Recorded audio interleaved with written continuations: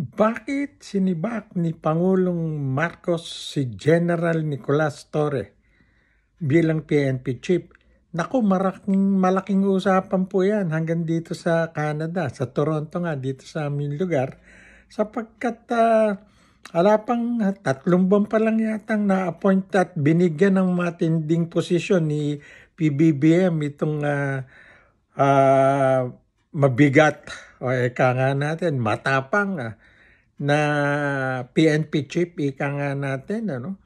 Well, ito po ang inyong kabayan Mondatol at syempre, dahil mabigat yung usapan ngayon, ito, nagbablog na naman tayo at magandang bati po sa lahat ng ating mga katropang senior citizen sa buong mundo, lalo na sa Nueva Ecija, sa Jaén, sa Pilipinas. Tagaroon po tayo at sa tambak yung ating mga kabats na rin na senior citizen. Well, marami pong dahilan kung bakit sa tingin ko ay nasibak.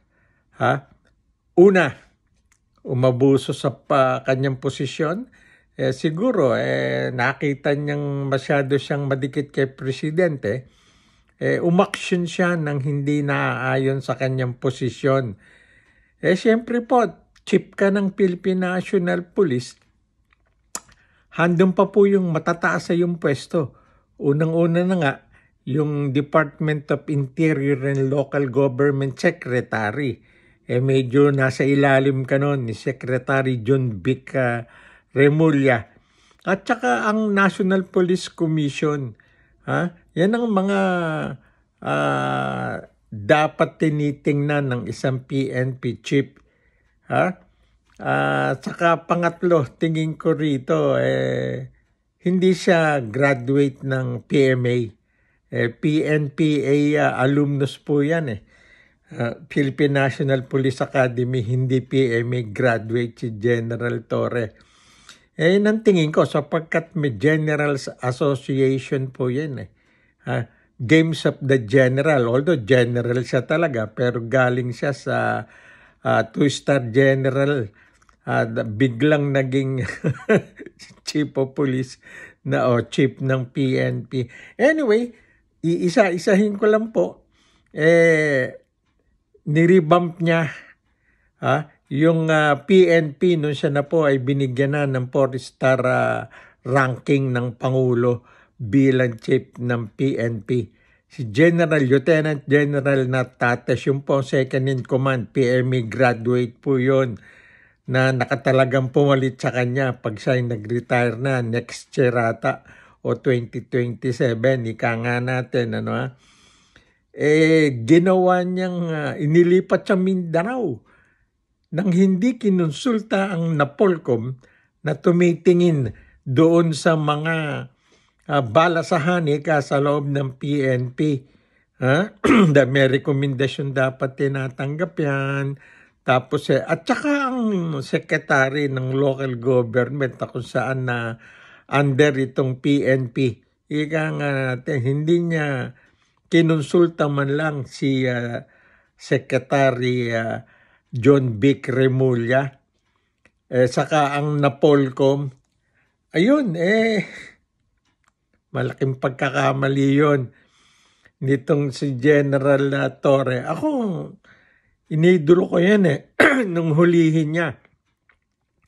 Si Quiboloy, si Pacquiao Quiboloy at saka si dating Presidenteng Duterte. Nabwisit din siya dahil nga, biruin mong ex-president ka, doon ka naupo sa upuan ng Pangulo. Although dati siyang presidente, you don't have, siguro, alam mo naman si Duterte kung ano gusto nun, kahit mali, ginagawa hanggang ngayon, nagmumure. Ngayon tumahimik na't nakakulong na sa The Hague. Ika nga. Ayun, ang sabi nga natin, kaya siya na-promote na isang dahilan sa PNP chief nung pinaguhuli niya yung untouchable sa Pilipinas. Nakita yung tapang. So, siya ang ipinalit ni PBBM. Alam naman nyo, dapat doon si Natates yata ang dapat na naging PNP chief. due to public clamor. Sabi niya, di man, sikat itong si Torre, siya nalagay. Kaya marami nagreklamo po dyan. Unang-una na nagreklamo, alam niyo ba kung sino?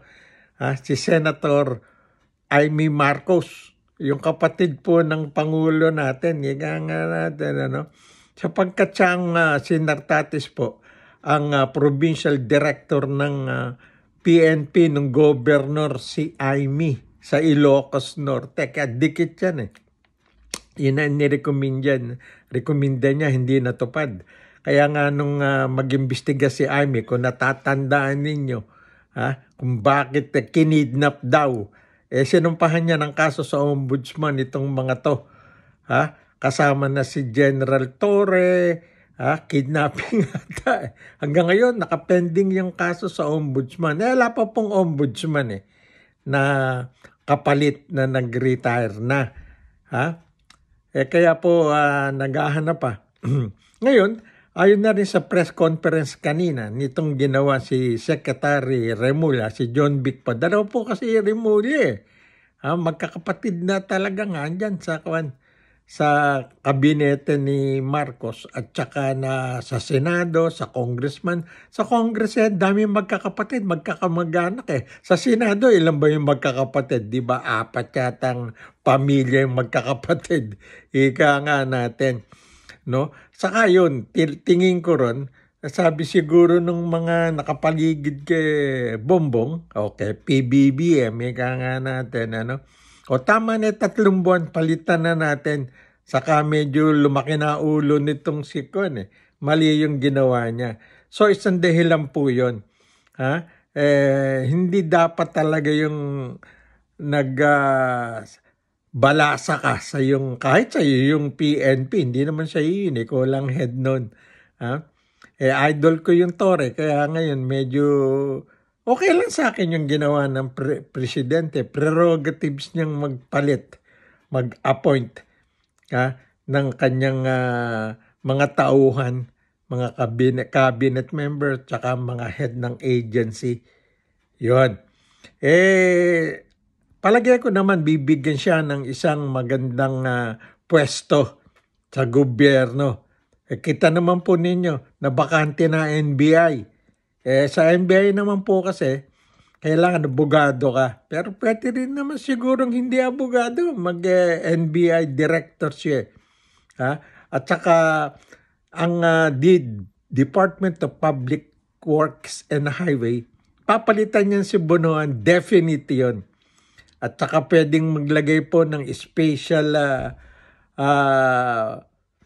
na mag-iimbestiga diyan po sa ginawang nakawan, ika nga natin sa flood control project ng gobyerno. DPWH po yun. May pwedeng gumawa ng special commission ng presidente, may chairman doon o director, whatever, magiging tawag sa position na yun, na mag-iimbestiga. 1.9 trillion pesos na po ang inubos ng ating gobyerno since 2019 yata yun. Hanggang ngayon. Kita naman yun, lalong bumabaha Pag, sabi nga ng kumpare ko, sa Maynila, abay ka, bumabaha lang naman dyan pag tagulan at may bagyo tabagat. Pag summer naman, wala naman yan. Kaya taon-taon may budget po daan-daan bilyon ng flood control. Nga nakita naman, sumobra na galit ni Presidente. Kami, tatalakayo ko bago ako magtapos. Galit nga si Presidente, hanggang galit lang naman nakikita ko Well, yun po ang isang matinding ginawa ni General Torre. Binalasan niya yung PNP ng unilateral. Mag-isa siya, hindi kumonsulta sa Secretary of Interior and Local Government na nakakaangat sa kanya at saka ang Napolcom. Kaya binaliwala ng Napolcom yung ginawa niyang pagbalase. Binalik si Nartate sa Krami, higa nga, assist number 2. Yan, ganyan na nangyari dyan. Pangalawa, sabi ko nga sa inyo, hindi siya PNA graduate. PNPA, ang first alumnus ng PNPA na naging direktor, ika nga natin, ng National Police. Ayun. Nako, ika nga natin. Siguro okay na yun. Sa akin okay yan, basta bibigyan lang siyang pwesto. Ang malaking problema lang po ito. Si General Torre po ang nag-iisang 4-star general as PNPA or PNP Director General. Ang papalit sa kanya, ngayon OIC, na-point na po yan ng Little President. Kaya sabi ko nga, nagtanggal sa kanya, Little President. Si Bersamin, di naman of course with concurrence ng Pangulo. Well, Lieutenant General. So, hinihintay nila ngayong mag-optional retirement na. Depende siguro sa ibibigay na pwesto ni Presidente kay General Torre. Para makuha naman niya lahat ng benefits ng retiring PNP Director or Chief, ika nga natin, mag-retire siya. Optional retirement, pwede naman yun Retain pa niya yung kanyang 4-star. Pero tatanggalin na sa kanya yun. Lahat ng benefits as a 4-star general at PNP director or chief, ibibigay sa kanya basta nag-retire siya. Siguro sabi niya, tingnan muna natin kung ano ibibigay ng Pangulo. Pwede siyang investigador. Pwedeng NBI chief, sabi nga, NBI director, or member ng cabinet ng presidente. Pwede naman mag-create ng commission ang presidente, komisyon ng mga mandarambong sa public works. Ayun, matindi yan. Anyway, si Torre naman po, si General Torre, sabi niya, masunuring sundalo siya. Susunod yan, whatever the president wishes, ika nga natin. Ayun, tanong nga lang yon, anong pwesto ang ibibigyan ng pwesto yan? Definite yan, magaling na sundalo to or police itong si General Torre.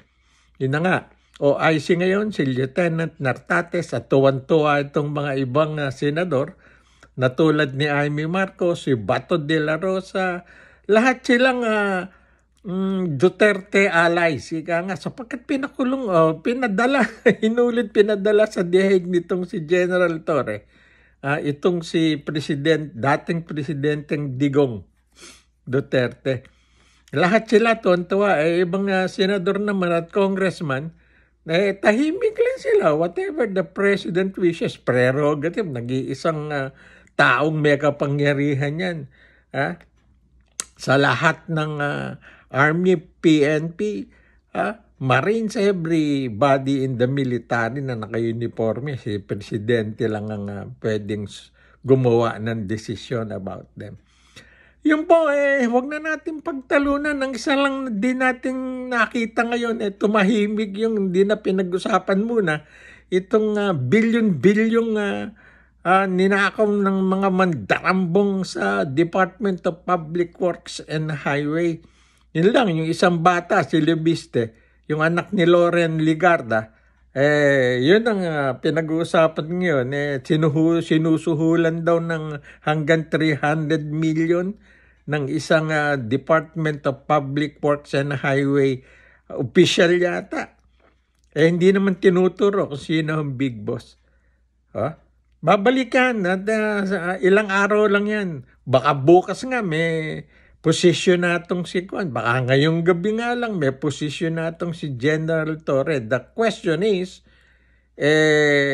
tahimik to si General Torre. Tatanggapin ba niya pwesto o magre-retire na lang in obscurity? Ika nga, tatahimik na ba yan? Well, subaybayan po natin yan. Pero para sa akin, oras na rin siguro. Alam naman nyo, may generals game sa Pilipinas. Kahit sa buong mundong, kahit sa ilang bansa yan. May mga asosyasyon ng general. PMA generals lang daw dapat ang mamuno. Yan, pinagbigyan si General Torre, nakauna-unahong alumnus o graduate ng Philippine National Police Academy. Hanggang general lang kayo. Siguro yun Andito po kasi ako sa Canada nung ako'y reporter sa Pilipinas since 1986 bumibira rin tayo kahit papano, kahit na sports writer tayo. Well, sana po ay magkaroon na ng katahimikan dyan. Delikado yung magulo eh. Kaya nga sinabi nga ni Bongbong, sa susunod nating talakayan, baka bukas, mamaya, hindi siya aalis ng Malacanang hanggat di niya naaayos. Pakinggan niyo po, hanggat di niya naaayos ang problema sa flood control ng Pilipinas. Nako, delikading yan. Sabi nga natin, yung tatay niya nag-declare ng martial law ng marami ng umabuso sa gobyerno. Ito, junior to. Ferdinand Romualdez Marcos Jr. Kaya nakita nyo itong si Jaime. Pinilit niyang mailagay si Lieutenant General Nartate sa PNP. Hindi natin mabasa rin kung ano ang nasa utak nito. Ading niya yung Pangulo. Manang biday siya ni PBBM. Ang dugo ay dugo. Magandang umaga po sa inyo lahat. Ito pa rin po inyong kabayan Mondatol. Datol Order. Please like, share, and subscribe naman po. Para marami tayong matulungan pa rin mabigyan ng mga opinion natin sa Pilipinas. Magandang umaga po sa inyo lahat.